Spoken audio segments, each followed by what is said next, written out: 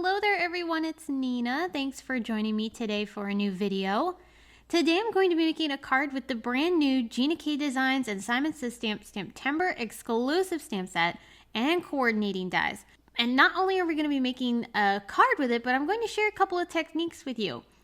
But before we get into that, I do want to mention that the techniques that I'm going to share, you could create with other stamp sets. Because this stamp set from Simon Says Stamp and Gina K Designs is a STAMPtember exclusive, it is limited edition and it's only available while supplies last.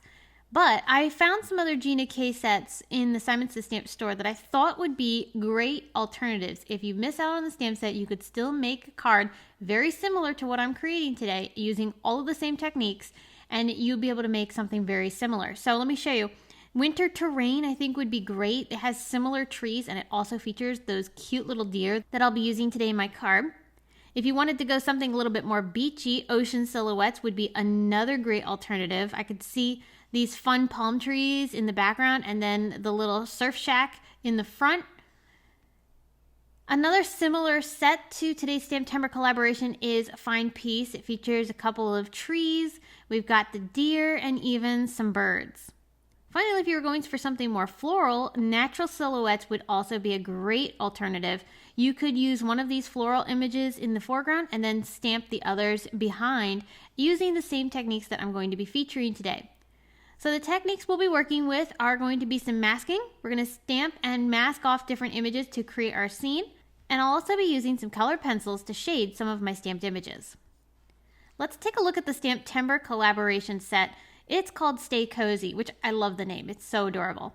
I'm going to be using the stamp set plus the two coordinating die sets. There are two die options available. You can purchase the stamp set with both dies, or you can purchase the stamp set with just the dies for the images, or just the dies for the sentiments. So you've got options for how you want to be able to purchase this. And of course, as always, the stamp set's available on its own.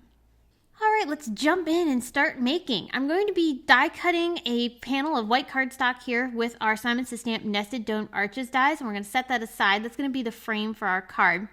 I'm going to start stamping my images using first Latte to stamp this beautiful tree with all of these fun branches, and I love the fact that there is a birdhouse with two birds perched on the side. That is going to be one of the main images of my card. The other main images are going to be these two deer, which I will stamp with raindrop ink.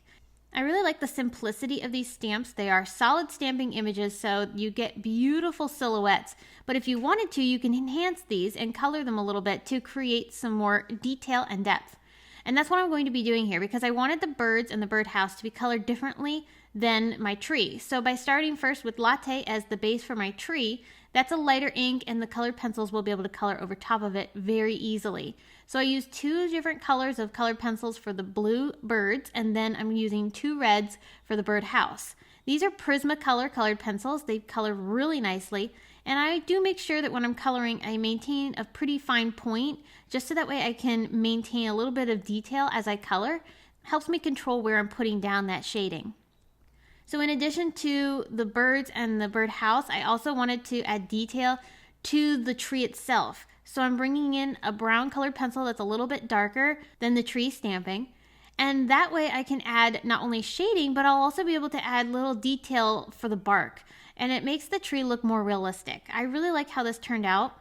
And then for the two deer, I did bring in a dark blue colored pencil that was closely matched to the raindrop ink that I used for my stamping. And I will shade the deer just so that way they have some depth to them. And they matched well with the coloring that I've done on the tree. So I'm going to die cut my images with the coordinating dies.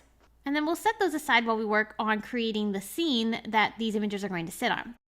I'm cutting out a little hillside from some masking magic paper from Gina K Designs. We need both of these pieces. One of the masking pieces is going to be to mask off the sky, and then the other half is going to be to mask off the snow below. I'm going to start with that one. So this little strip, I'm going to just remove the release paper on the back of the masking paper, and using my frame as my guide, because we want everything to line up really nicely inside of this frame, I'm using that as my guide for the placement of everything. Once I'm happy with where everything is going, I can remove that frame, set that back aside, and I will start ink blending my snow. I will add a little bit of masking tape around the top just to make sure I don't get any ink where I don't want it.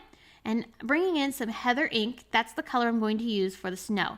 I added a very light amount to this, mostly focused along the top of that hillside. And I know it looks really light right now and you can barely tell that there's any ink on here, but once I remove the mask, then you'll see how nice this little hillside looks. It's a soft blend of ink, but it creates the shadow that I want for my scene. Then I'm going to take the other half of my masking paper and we'll place that onto the paper, this time covering up the snow that we just created, because now we want to be able to do some stamping and additional ink blending to fill in the sky. So I'm going to start first by stamping the moon from the stamp set. I have my tree in place and also my frame just to make sure I get the placement exactly as I want it. This is going to get stamped with some butter ink from Simon Says Stamp. All of the inks that I'm using today are Simon Says Stamp Positively Saturated inks. For this, because I want the moon to be so pale, I'm actually transferring the ink from the pad using a blending brush. I brushed that ink onto the stamp and that creates a super light impression.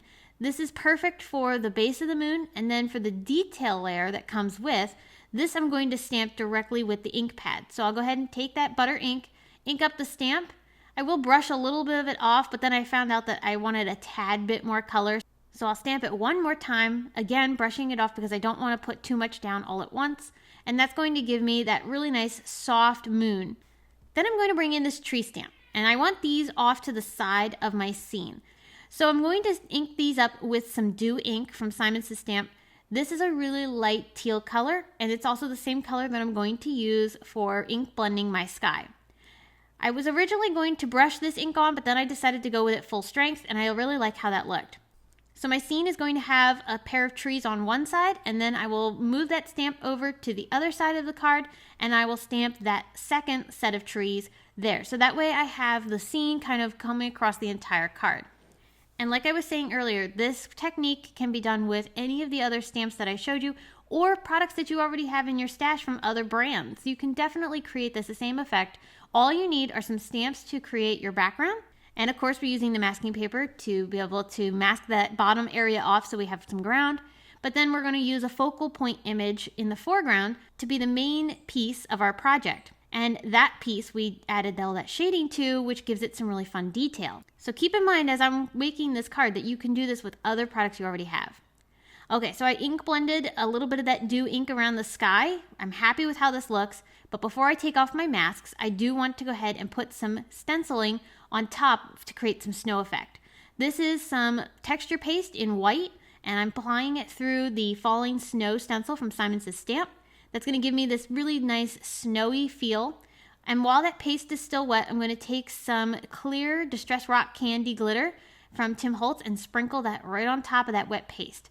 The paste will capture that glitter and hold it in place. It's almost like a glue, and that's going to create a sparkly effect. All right, we're ready to add our frame into place, so I'm going to put foam tape around all four sides just to make sure I get all the areas covered and we don't have any spots that are going to sag or get bent. This foam tape is going to provide some lift off of the card, which will just create the look of depth. And we're also going to attach our main images to the card with foam tape as well. So I'm going to carefully line this up over top of my card, then bring in my little scene pieces, and we're going to attach these with little smaller strips of foam tape that are not as thick as the foam tape that we used for the frame. This will add additional depth to the card, which will give the illusion that we're looking into a dimensional scene. It's a really nice way to be able to add some detail. The deer I did add with some thicker foam tape. So we have the tree in the background, the deer in the foreground, and that creates a more realistic scene. Now, in addition to having that domed arch, we're going to also make a frame for it. There are frame dies that match with the nested domed arch dies. And so I'm using those to cut out some champagne cardstock from Simon Says Stamp. And I'll glue this on top of my frame panel. And this will frame up that beautiful arched area really nicely, adds that little touch of gold, but also draws in the warmer colors that we have in the scene, such as the moon and the tree. Once I have that attached, you can see how that shine just looks so beautiful and adds some elegance.